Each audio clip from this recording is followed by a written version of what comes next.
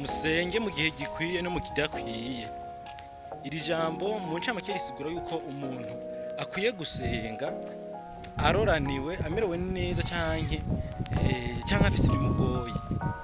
Mugabo no mu rundi ruhande risigura ko umuntu akwiye gusenga imisi yose, naho woba uriko uraraba muri Bibiliya hariho amajambo atwereka ko hariho ibintu byitwa ibimazi vy'intasiba, vyo mu gatondo, vyo ku mugoroba, vya buri kwezi, ni ukuvuga mu gihe gikwiye no mu kidakwiye, imisi yose, umwanya wose, ku murango canke mw'ijoro.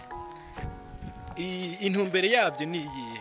Intumbere yavyo ni ukugira ngo tunigane n'ubugunge bw'umugwanizi, dushobore kubunesha, kuko Pawulo yavuze ngo kugira ngo dushobore guhagarara neza tudatsinzwe n'ubugunge bwa wa mubi.